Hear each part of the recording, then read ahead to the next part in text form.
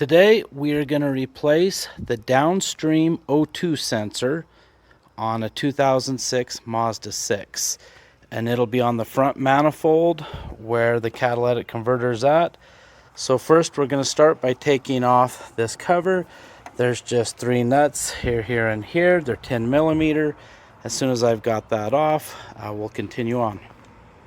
Okay, so now that we've got the top off, we can look down in here and see exactly what we're doing. See if I can get this flashlight situated. So there's 2 O2 sensors. You've got the upstream one, which is this one right here, which is just right off the front of the engine. And then you've got the catalytic converter manifold, and then that's the downstream O2 sensor. And we've got, I think it's a P0430 code, I'll double check, that is saying that we've got a bad downstream O2 sensor on the front manifold. So that is what we're going to be replacing. So you can see that the wires come up, and if you follow them, they stick together. They come along here and then come up. But these are all like zip tied on, these little brackets on the engine. So I'm gonna break all these little brackets or zip ties, and then we'll disconnect this, and then I'll show you how to disconnect this latch. So just a moment. Alright, so I have got the wires all loosened up. You can look down here. You can see that's the upstream, and then that downstream comes down. We're following it up and around, and it comes to this front clip right here. So to get this clip off, all we've got to do is take some pliers, kind of squeeze that clip, and it'll pull right through. And then once you've got that, all you've got to do is like push this part right here, squeezes in. And I can't do this with one hand, but you just put 2 fingers on this side, squeeze that in, and it'll pop loose. Alright, so now we're down under the car, and it's very easy to access. You just need to put it up on some ramps. It's right there. I sprayed a little bit of WD-40 on it here about 10 minutes ago, just to kind of help loosen this up. And I have got an O2 sensor socket here, and this one is, it's a 7/8 or a 22 millimeter, and the way this works is there's just a slot there. Let's see if I can do this. So it'll just slide through, allow the wire to slide through, and it comes on. You hook your socket wrench on right there, and it'll just twist right off.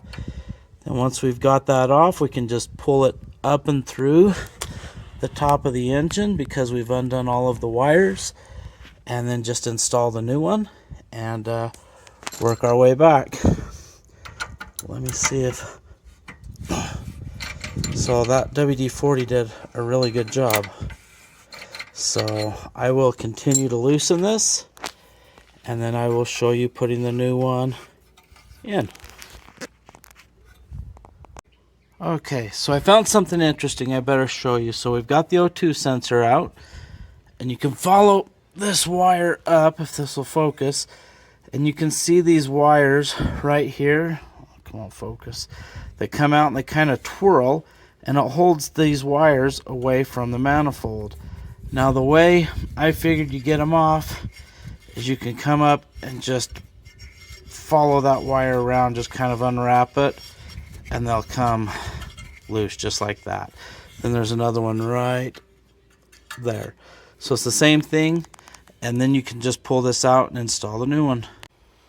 Alright, so I bought a Bosch, and I got it at like partsgeek.com or something for 35 bucks. But here it is. I checked and it matches exactly. The clip is the same, and then it comes with some of those zip ties and different other types of zip ties to kind of hold it in place and away from the engine. So I will put this in. Oh, there's a little bit of lubricant that you're going to want to put on the threads, so if you ever got to take it out again, it's not seized in there. So we'll get down there and install this. Okay, So when you're putting on this lubricant here on the thread, you want to be careful you do not get it on that O2 sensor part, or it may cause you to keep getting screwed up readings. So we're just going to put a little bit on before we go install this. You don't have to put a ton on. So let's get down underneath here now.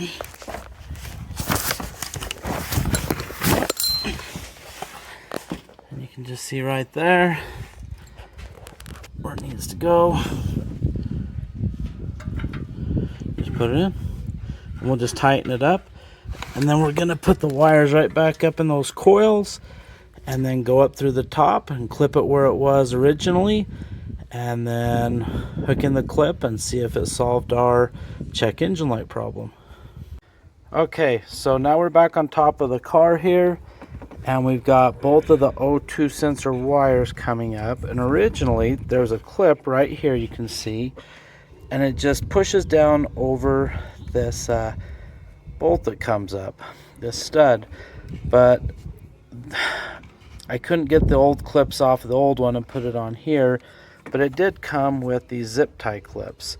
So all we've got to do is take this and wrap it down and around like this, and then we'll zip tie them together. Actually, it's gonna have to go the other way, and then it'll push right down over that bolt, and you'll hold it so it keeps it away from the fan and away from the manifold.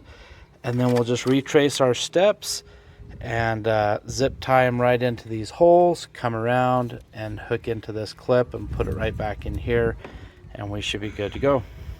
Okay, so I reran the wires here, got the zip ties in, and we're coming across, and there is the original bracket, and here's the new one. It's just got a clip in too. So I'll have my son push this towards me, and it will just click, and then you put it back in that hole. Can you lift up the flashlight a little? You can see right there. Goes in, and we're set. All right, now that it's installed, I'm gonna go start it up and see if the check engine light is on. Now, like I mentioned from what I was reading, sometimes you have to drive it for a while for the computer to clear the code, but we're just gonna try it really quick and see what we get.